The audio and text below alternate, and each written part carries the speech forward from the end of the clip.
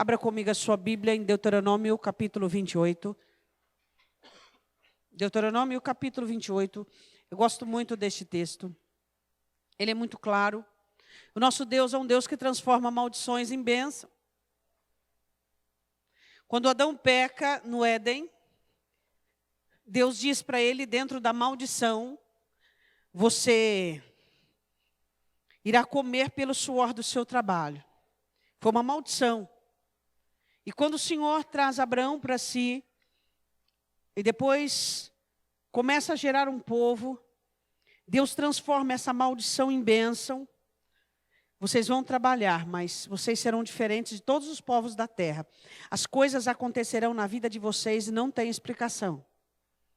O âmbito humano não tem explicação. Se você explicar, não explica. Isso é a bênção. Deuteronômio 28, versículo de número 1. E será que se ouvires a voz do Senhor teu Deus, tendo cuidado de guardar todos os seus mandamentos, que eu hoje te ordeno, o Senhor teu Deus te exaltará sobre todas as nações da terra, e todas as bênçãos virão sobre ti e te alcançarão, quando ouvires a voz do Senhor teu Deus. Bendito serás na cidade, bendito serás no campo, bendito o fruto do teu ventre, o fruto da tua terra, o fruto dos teus animais, as crias das tuas vacas e das tuas ovelhas. Bendito o teu cesto e a tua maçadeira. Bendito serás ao entrares e bendito serás ao saíres. O Senhor entregará feridos diante de ti. Os teus inimigos que se levantarem contra ti por um caminho sairão contra ti, mas por 7 caminhos fugirão da tua presença. O Senhor mandará que a bênção esteja contigo nos teus celeiros e em tudo que puseres a tua mão, e te abençoará na terra que te der o Senhor teu Deus. Diga amém. Podemos assentar. Eu quero iniciar a mensagem desta noite com uma pergunta. Quem de nós quer ser abençoado? Levanta a mão, eu sou a primeira. Todos nós. Agora eu faço a segunda pergunta. Qual foi o dia que você abriu em Lucas, onde Jesus diz: pedir e dar-se-vos-á, buscar e acharei, bater e abrir-se-vos-á, porque todo o que pede recebe, todo o que busca encontra, e todo aquele que bate, abrir-se-lhe-á. E você veio aqui neste texto e você disse: Deus, o Senhor falou, está escrito, que em tudo que eu puser a minha mão, os meus celeiros, o Senhor disse que tudo que o Senhor me dá é abençoado. Pai, em nome de Jesus, eu quero agora fazer menção da tua palavra. Quem faz isso? Todos os dias? Pelo menos uma vez por semana? Você percebe que muitas coisas que nós queremos é meio utópica para nós? É meio abstrata? Nós queremos, mas não fazemos uso da palavra que está à nossa disposição. Dobramos os nossos joelhos diante da Escritura. E ali colocamos e empenhamos a nossa fé, a nossa comunhão, a nossa autoridade, a cobertura do sangue de Cristo. E olhamos os textos e as palavras e dizemos: Senhor, está escrito. Tua palavra diz: e eu tirarei o vosso opróbrio, a vossa vergonha. Senhor, está escrito aqui, é a tua palavra. Então, inicialmente, seria bom sondarmos o quanto determinados somos, não estamos, porque a determinação não é um estado. Não é um estado. A determinação é essência. É essência, não é um estado. Não tem como você estar determinado num dia e não determinado no outro. A determinação para os crentes é essência. E quanto mais a coisa fica difícil, mais determinado nós somos. Amém ou não amém? Eu quero falar de 3 pessoas que tinham mãos abençoadas. Você viu o que está escrito aqui no versículo de número 8? Em tudo que puseres a tua mão. Essa é a promessa que eu e você temos que fazer menção. Deus, a minha mão é abençoada. E em tudo que eu coloco, ali o Senhor apraz, e ali o Senhor compraz, e ali o Senhor faz descer a bênção. Existem pessoas que dizem: pastor, eu sou uma pessoa abençoada, não peço para Deus bênção, não peço. Você está errado. Porque é o que a palavra diz: quem é abençoado, abençoa o que já tem. E como é que você abençoa o que você já tem? Com afinco, com determinação. Eu quero falar da primeira pessoa, não poderia falhar com ele, né? Vá comigo em Gênesis 39. Eu falo de quem? De quem que eu falo? O ser humano mais abençoado da Bíblia. O ser humano mais abençoado da Bíblia. O tema da mensagem é condicionadores da bênção. Eu quero falar de 3 características que essas pessoas tinham, unida a uma que era comum. 3 características diferentes e uma delas comum. Eu falo de José. A característica de José era, entre tantas, mas eu falo da nascente. Coração puro. A própria palavra do Senhor diz assim, que uma pessoa amargurada contamina tudo. A própria palavra diz que a pessoa de coração amargurado não tem a graça de Deus. Então, o contrário de graça, você já sabe o que é. José tinha uma incumbência, que eu sempre estou explicando para vocês, com ele mesmo, de manter o lugar da bênção limpo. O lugar da bênção não é do lado de fora, o lugar da bênção é do lado de dentro, é o seu coração. Então você tem que manter o lugar da bênção limpo, puro. E a característica de José era pureza de coração. Você vê de fio a pavio. Você vê das implicações dos irmãos, você vê do ambiente inóspito que ele vivia, e nenhuma mácula no comportamento dele para com os irmãos. Você vê ele sendo vendido e chorando, porque a palavra do Senhor diz, com choro, pediu para os seus irmãos salvá-lo. Você viu ele chegando na casa de Potifar e o coração limpo. Você o vê mandado à cadeia e à prisão, coração limpo. Você o vê diante de Faraó, coração limpo. Você o vê diante dos seus irmãos, limpo e quebrantado. Você vê nos filhos dele o memorial de um coração puro. Você vê no final, quando os irmãos dele julgam que ele vai maltratá-los porque o pai havia falecido, um coração que continua limpo. O coração limpo é um dos ingredientes principais para a bênção das mãos.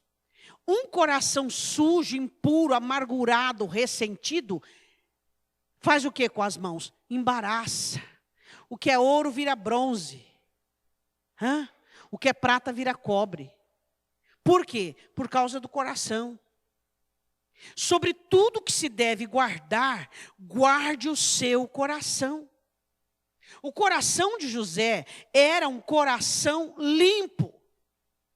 Então, quando você for pensar em nutrir inveja, amargura, ressentimento, cobiça, pense no que você quer para você. Não, peraí, eu sou uma pessoa que eu quero ser abençoada. Eu quero ser uma pessoa que onde eu for, eu quero ser abençoado quando eu entro e quando eu saio. Eu quero ser uma pessoa abençoada nas coisas que eu toco. Eu quero que a bênção da multiplicação seja sobre a minha vida. Então eu não posso me amarrar e nutrir questõezinhas, coisas ínfimas, frívolas com o ser humano. Porque eu prefiro a bênção, porque eu amo a bênção. Porque amou a bênção e ela se apegou a ele. Mas não amou a bênção, a maldição vem sobre ele. O quanto nós temos amado a bênção. O quanto nós temos amado aquilo que Deus ainda tem para nós. Uma vez Pedro olha para Jesus e diz assim: Senhor, eu queria te fazer uma pergunta, não leva mal não? O que a gente vai ganhar de deixar tudo e seguir o Senhor? Jesus olha para Pedro e diz assim: 100 vezes mais nesta vida e a eternidade. Esse é o objetivo de Deus.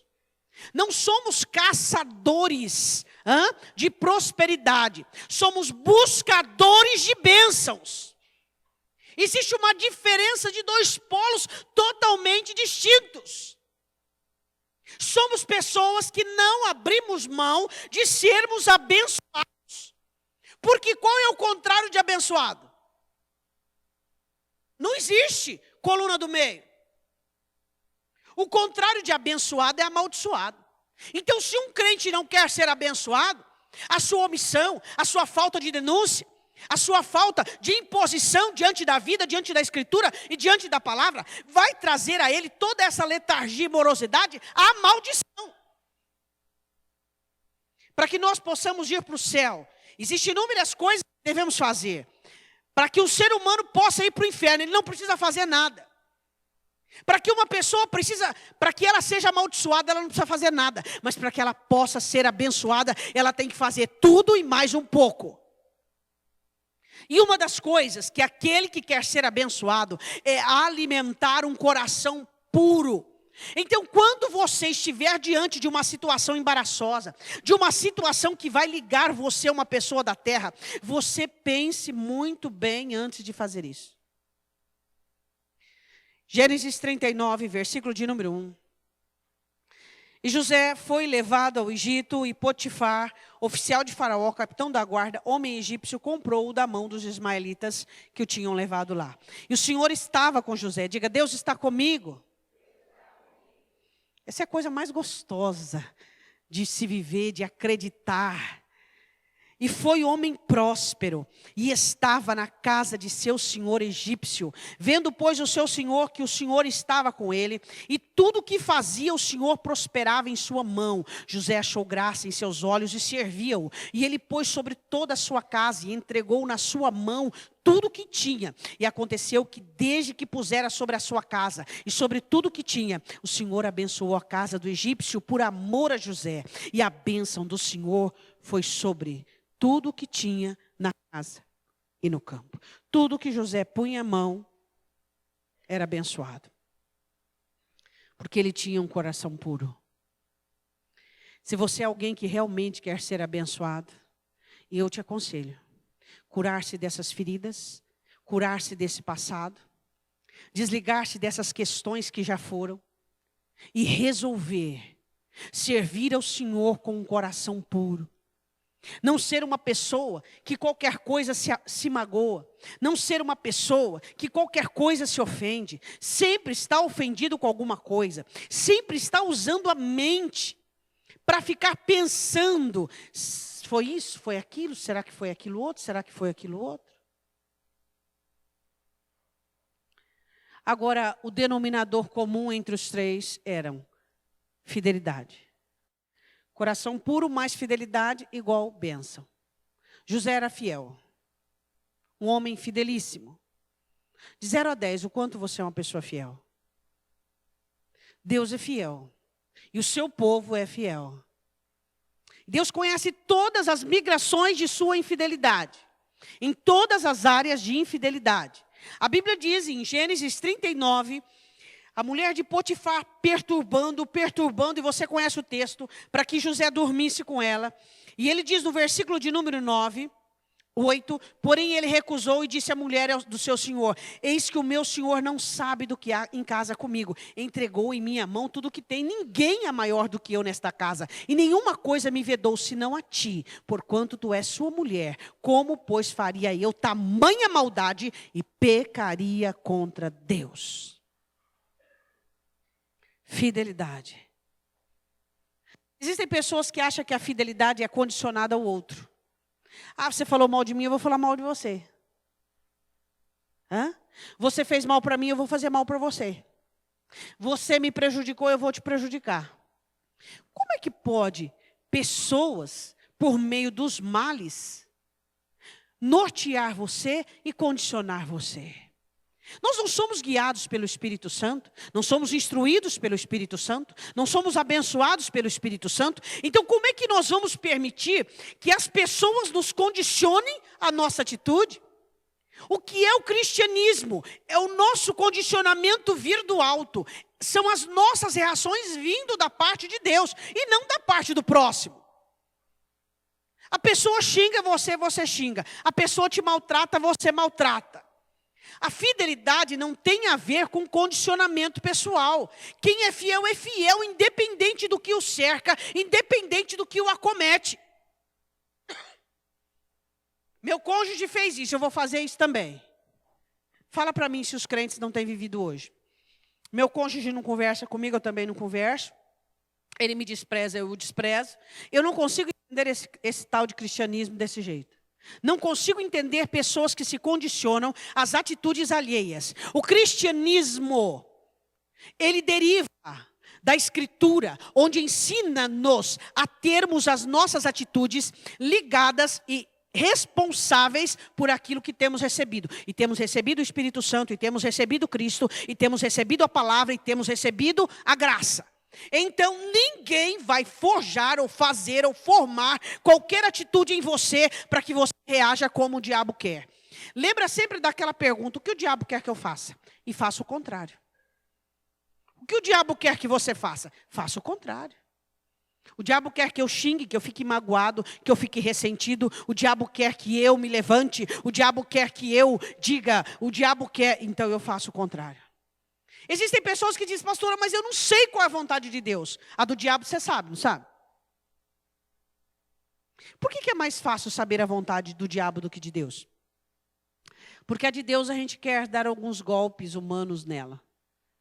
E a do diabo é clara e explícita. Então você sabe qual é a do diabo, então faz o contrário. Coração puro mais fidelidade. Você pode dizer amém? Como é que anda seu coração? Hã? Uma pessoa te falou uma coisa ou te fez uma coisa semana passada, mês passado, e você fica pensando e matutando. Eu vou dizer uma coisa para você, ó. Isso é via de regra. Quando alguém falar alguma coisa para você, você tem que perceber alguns critérios. Essa pessoa te ama de verdade? Não. Primeiro ponto negativo para desconsiderar. Quem é essa pessoa? Ela tem um espírito, ela tem uma vida espiritual elevada. Ela é uma pessoa que tem uma comunhão estreitada com Deus, senão descaracteriza. Essa pessoa está falando para você e ela tem uma vida à altura daquilo que ela está falando, não descaracteriza. Agora você vai receber tudo quanto é lixo, qualquer doido, qualquer insano. Qualquer pessoa que pensou uma coisa e sentiu uma coisa, fala para você, e você já segura aquilo no coração, e aquilo já fermenta, pronto. Aí já estragou tudo. Olha a fonte, olha de onde é que está vindo.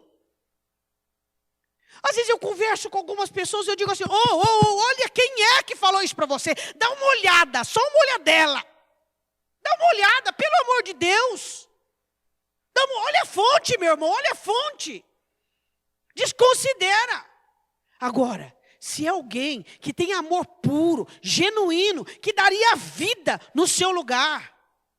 Se é alguém que não está te criticando, mas está amando você e segurando pela mão. Se é alguém que tem uma comunhão estreitadíssima com Deus. Se é alguém que tem uma vida exemplar. Bom, agora eu vou ouvir. Quantas palavras são semeadas no coração dos crentes para embaraçá-los? Quantas palavras você ouve de pessoas que são usadas por Satanás para que você fique martelando aquilo na sua cabeça, martelando. Para que gastar neurônio com isso? Diga para você mesmo, nenhum neurônio vai ser usado nisso, hein? Nenhum neurônio. Olha a fonte. Olha de onde é que está vindo. Olha de onde é que está vindo. Coração puro. Você precisa ter coração puro. Pastora, mas quando alguém fala mal de mim, eu fico doido. Não, você já é doido, não fica? Já é. Por quê? Porque quando alguém fala de você, você fala dessa pessoa para Deus. Tipo, Senhor, perdoa, Pai, não sabe o que fala. E faz o quê? Continua a tua vida. Você sabe que sem adversário não se tem sucesso. Quem quer ter sucesso? Todo mundo, mas ninguém quer ter adversário. É umas coisas meio contraditórias. Vá comigo em Ruth, segunda pessoa que eu quero falar hoje.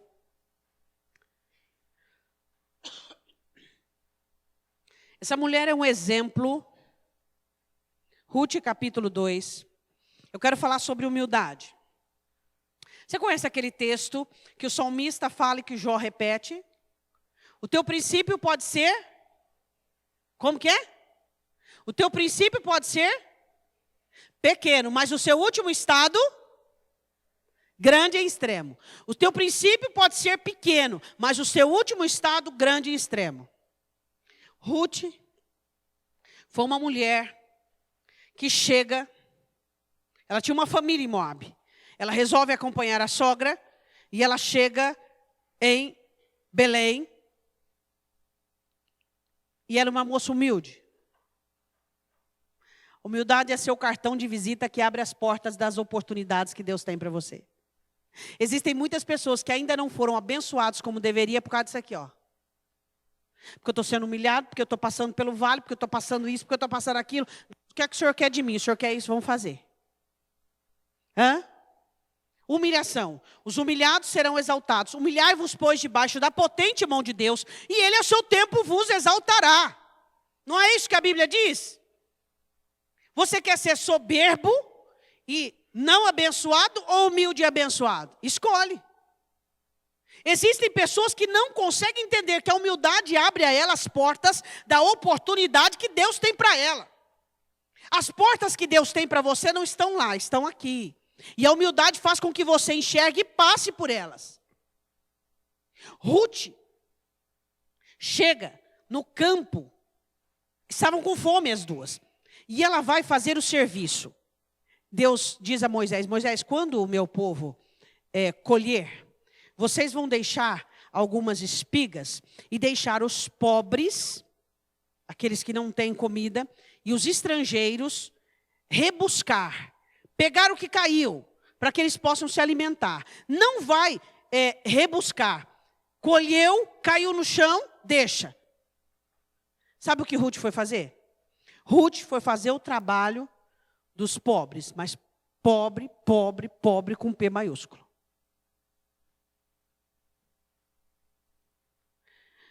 Noemi tinha uma herança, você sabe disso, né?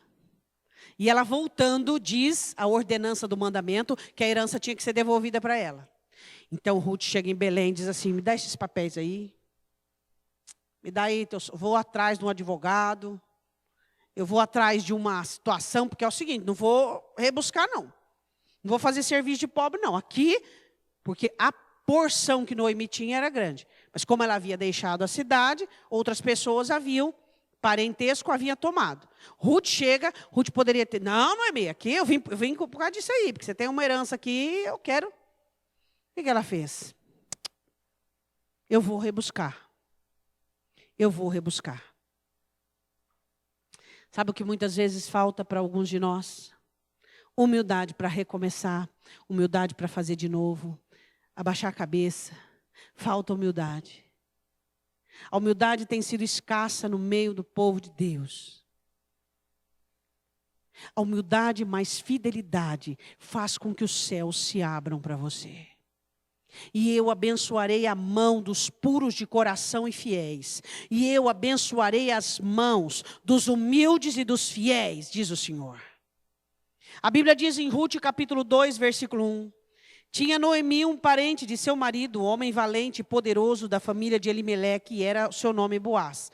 E Ruth, a moabita, disse a Noemi, deixa-me ir ao campo e apanharei espigas atrás daquele em cujos olhos eu achar graça. E ela disse, vai, minha filha. E eis que, pois, chegou e apanhava espigas no campo após os segadores, e caiu-lhe em sorte uma parte do campo de Boaz, que era da família de Elimeleque.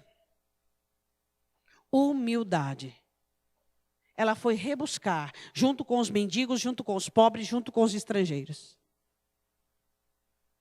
Por quê? Porque ela era humilde. Às vezes na sua vida você tem que recomeçar.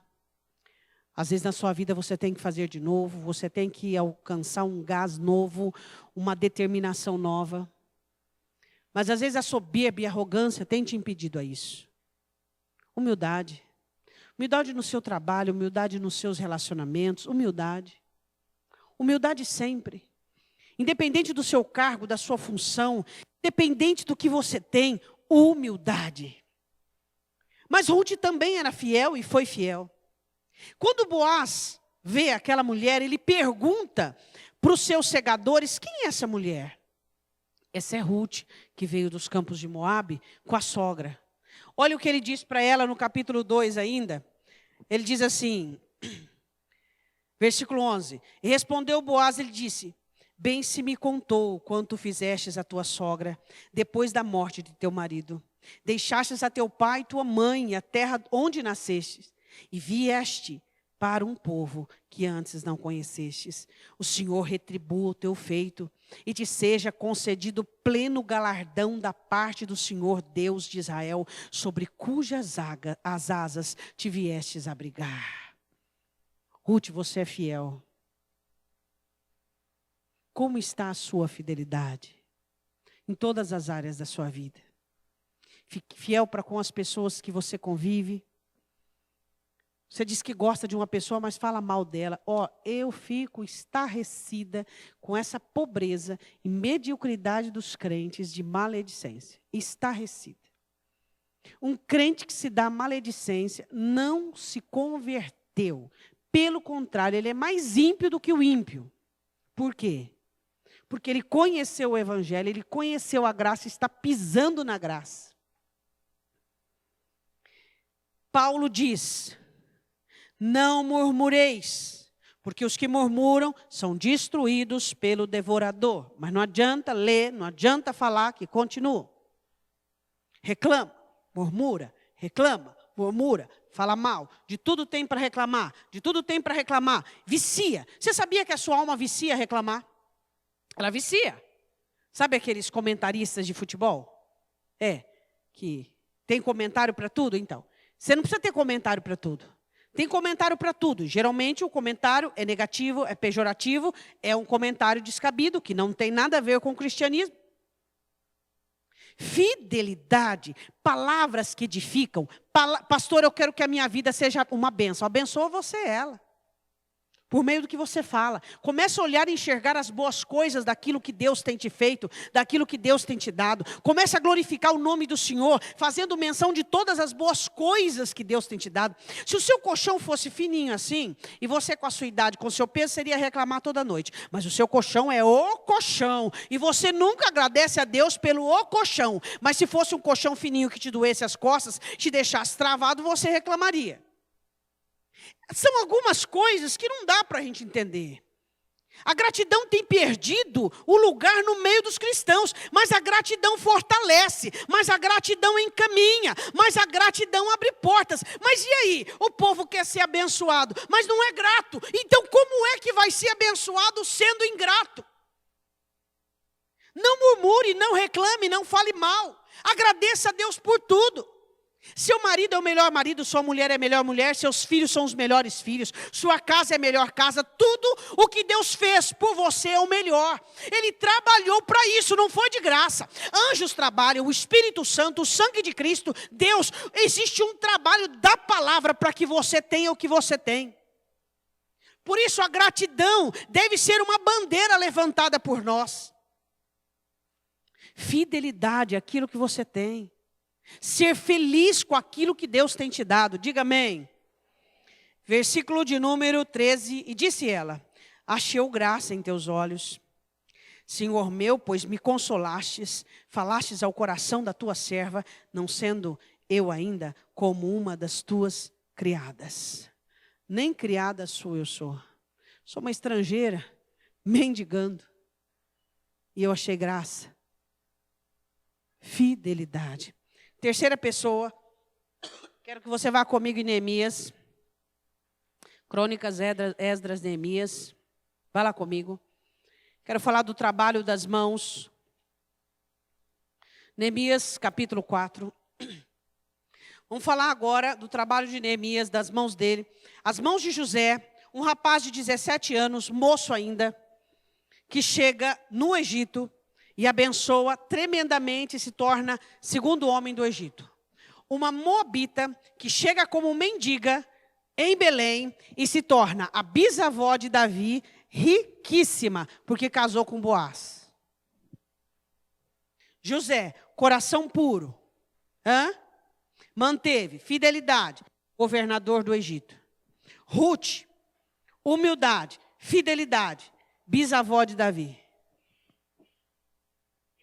Hã? Você ainda quer continuar a ser abençoado? Pastor, aí veio esse condicional de coração puro, esse negócio de humildade, fidelidade, agora eu não sei mais se eu quero não. Hã? Quero falar agora de determinação. Na Escritura Sagrada, dificilmente você vai encontrar um ser humano. Você encontra, obviamente, alguns, mas não tão robusto quanto esse, como Neemias. Você não vê uma crise nesse homem. E olha que os desafios dele eram sérios. Ele não enfrentou pessoas, ele enfrentou líderes. Este homem sai de Suzã, a fortaleza, da Babilônia, e ele era escravo lá. Só que ele ser escravo, ou servo do rei, não tira dele a determinação, a ousadia, a intrepidez, a força. E ele chega para edificar os muros, que Deus mandou ele edificar os muros. E ele chega, e ele começa a enfrentar desafios do próprio povo, comunado com o pessoal da região, os ímpios. E ele não se abala e nem se abate por isso. Por quê? Porque se você quer fazer aquilo que Deus tem para você, você enfrentará desafios e oposições. Ele enfrenta desafios e os inimigos começam a falar mal, a denegrir, a diminuir aquilo que ele estava fazendo. E ele diz assim no capítulo 4, versículo de número 4, e ele ora. Quando você tem desafio, você ora. Deus, o inimigo está diminuindo, o inimigo está falando, o inimigo está, e aí você faz oração. Como é que ele resolveu as afrontas de Tobias e de Sambalá? Com oração. Sempre vai existir os Tobias e os Sambalá. Aqueles que não fazem nada, tá? E eles olham para aquilo que você está fazendo e aponta, sempre vão existir Tobias e Sambalá. O que Neemias fez? Ele orou e disse assim: ouve, ó nosso Deus, que somos tão desprezados, e torna o seu opróbrio sobre a cabeça deles. Dá-os por presa na terra do cativeiro. Não cubras a sua iniquidade. Por isso que eu digo para você, este homem aqui é raro. Dá uma olhada na conotação da oração dele. Não risque diante de ti o seu pecado, pois que te irritaram na presença dos edificadores. Ele falou: Senhor, tenha misericórdia, porque eles não sabem o que dizem. Neemias era o Neemias. Não adianta você querer exigir característica de José e Neemias. Não adianta você querer exigir característica de Eliseu e Elias. Eliseu dizia: tudo bem. Elias diz: cai fogo do céu, consome vocês tudo aí. São características diferentes onde Deus opera dentro delas. Às vezes você vê uma pessoa sofrendo e sendo perseguida, mas às vezes você vê alguém perseguido, ousado, intrépido, determinado, forte, coitado de quem o persegue. Pobre de quem o persegue. Por quê? Porque as orações dele são determinadas, concretas, ousadas, e ele paga o preço dessa comunhão. Neemias ora e diz: Senhor, tudo que eles estão falando contra mim vão vir sobre a cabeça deles, e eu não quero que o Senhor os perdoe. Não quero, não aceito que eles sejam perdoados. Eu quero que eles sofram. Você vai julgar a oração do homem? Não. Deus ouviu a oração dele. Sabe o que ele fez? Ele continuou trabalhando. Sabe o que ele fez? Ele continuou trabalhando. Sabe qual é a melhor resposta que você dá para as pessoas que querem botar o dedo na sua vida? Continue trabalhando, continue sonhando, continue esperando, continue acreditando. Essa é a melhor resposta que você dá para os seus adversários. As pessoas que levantam-se diante de você, levantadas pelo diabo, a melhor resposta que você dá: trabalhe mais, trabalhe mais, trabalhe mais. E a Bíblia diz assim no versículo 6, porém edificamos um muro, e todo o muro se fechou até a sua metade, porque o coração do povo se inclinava a trabalhar. Diga glória a Deus. Mas o inimigo não se deu por satisfeito. Eles começaram a ameaçar, começaram a tramar uma situação para entrar no meio deles. Uma situação para enfraquecê-los de dentro para fora. E aí a palavra do Senhor diz assim, que no versículo 10, então disse Judá, já desfaleceram as forças dos carregadores, o pó é muito, nós não poderemos edificar o muro. Aí Neemias diz, vocês não podem, tudo bem, vamos parar. Fez isso? Por que não? Porque a opinião dos outros não é a sua. Você tem uma missão, continuar. Você tem uma missão, fazer. E não importa quem te apoia, eu acho tão interessante. Você sabe qual é, nós somos considerados árvores, né? Você sabe qual é a árvore que precisa de apoio? A pitica. Vai que é um vento, vai que uma chuva, vai que uma tempestade, vai que. Você já viu uma árvore enraizada precisar de apoio? Não, ela é o apoio. Crente fica atrás de apoio. Ah, porque não me apoia. Ah, porque não me apoia. Peraí, você tem Jesus, você está precisando de apoio para quê? Não, preciso que alguém me levante meu astral. Que astral? Você não tem astral, você tem o Espírito Santo de Deus. Fica atrás de apoio. Para com isso. Árvores que precisam de apoio são árvores pequenas, ticas. Que não tem resistência, não tem raiz e qualquer até enxurrada leva ela embora. Eu não preciso de apoio, você não precisa de apoio, eu tenho Jesus, você tem Jesus. Amém ou não amém? Para de ficar atrás de apoio. Quer que um te apoie, quer que o outro goste de você, quer que o outro compactue, para com isso. Não. Você tem duas mãos. Você tem a bênção sobre elas. É tudo que você precisa. E a Bíblia diz assim que ele continua a trabalhar. E a Bíblia diz no versículo de número 14. E olhei, levantei-me e disse aos nobres, aos magistrados e ao restante do povo cansado. Não os temais, lembrai-vos do grande e terrível Senhor. E pelejai pelos vossos irmãos, filhos, filhas, mulheres e casas. Vocês têm motivos para vencer. Diga amém. Você tem motivo para vencer, você tem uma descendência, você tem uma vida, você tem uma história para virar ela. Você já viu alguém virar a história? Inúmeras. Vire a sua história. Vire o seu cativeiro. Vire o seu cativeiro, vire a sua história. Se ela não está te agradando, se ela não está nos conformes da Escritura, vire a sua história. Diga, Deus, eis-me aqui, eu quero virar minha história. Eu quero mudar minha história. E eu quero fazer aquilo que for preciso. Eu quero ter a pureza de coração e fidelidade. Eu quero ter humildade e fidelidade. E eu quero ter determinação e perseverança e fidelidade. Diga amém. No capítulo 6... para nós terminarmos, ele enfrenta 3 estratégias. A primeira estratégia dos inimigos, Neemias, vamos jantar junto, vamos congregar junto? Cilada. Neemias, eu fiquei sabendo que 4 vezes convidaram ele para jantar, e não, sentar à mesa com o inimigo, jamais. Segunda estratégia, Neemias, vamos fazer o seguinte, você está querendo se colocar como rei, como governador, nós vamos contar tudo para o governador lá. Vocês estão tirando isso do coração de vocês, não é nada disso. Terceira estratégia, corromper o sacerdote diz para eles assim, Neemias, vamos entrar na casa do Senhor? E diz, eu não posso pecar, eu sou governador, mas não sou sacerdote, eu não posso entrar no Santo dos Santos. Fidelidade. Ele sabia o que ele podia e o que ele não podia. Ele dizia, eu não posso. Se fosse um Saul da vida, diria, eu posso tudo, eu sou rei. Ele sabia o que não podia. Não importa onde Deus tem te colocado. Não importa o que Deus tem te dado. Existem limitações para aquilo que você pode fazer ou não. Não ultrapassa o linear. Não ultrapassa a linha. O crente começa a ficar abençoado, começa a ficar próspero, ele acha que pode. Ele acha que pode tirar os olhos dos pobres, dos que necessitam, ele acha que pode.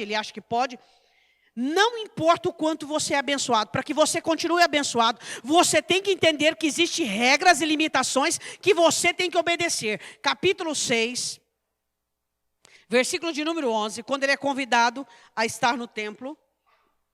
6:11, porém eu disse, um homem como eu fugiria.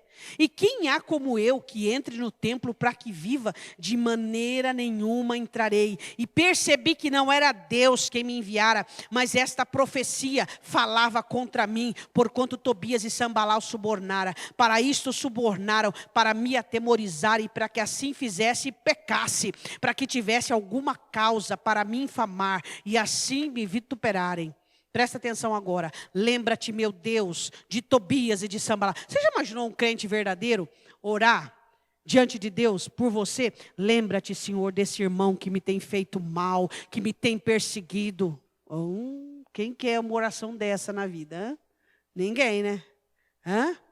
Senhor, lembra, eu te peço, tudo que eu tenho feito é o bem, e essa pessoa tem me pagado com mal. Lembra dessa pessoa, Pai. Lembra dessa pessoa, meu Pai. Por isso, cuida da sua vida e segue em frente. A Bíblia diz assim, que ele diz assim, lembra de Sambalá e de Tobias conforme essas suas obras, e também da profetisa Noadia, e dos mais profetas que procuraram atemorizar-se. Acabou-se, pois, o muro aos 25 do mês Elul, em 52 dias. Acabou-se o muro, não havia brecha, somente as portas não haviam sido postas. Então reuniram todos para colocarem as portas. Você vê um jovem que chega no Egito como escravo e se torna o segundo do governo. Você vê uma moabita que traz sobre ela uma bênção de exceção, porque uma moabita nem podia entrar, nem a sua descendência no templo. Não só entrou, como entrou na genealogia de Davi e de quem mais? Jesus Cristo. Exceções, exceções, exceções, por pessoas que sabem olhar a oportunidade de Deus por meio da humildade. Você vê uma moabita, uma pessoa pobre, chegando a se tornar a bisavó de Davi e rica. Você vê um escravo na Babilônia se tornando governador e completando a obra e limpando o que tinha que limpar.